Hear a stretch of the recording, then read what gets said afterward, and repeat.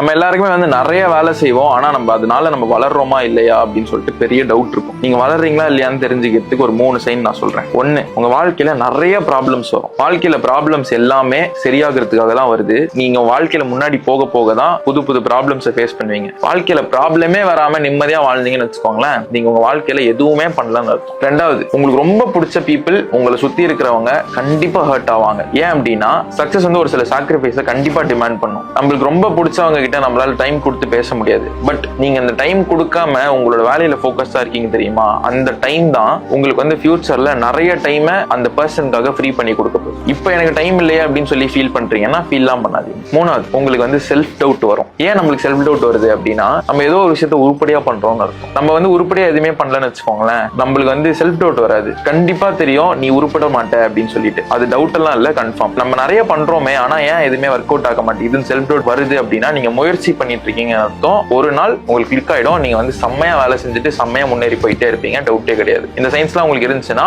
நீங்க ஆக்சுவலா வளர்றீங்கன்னு அர்த்தம்.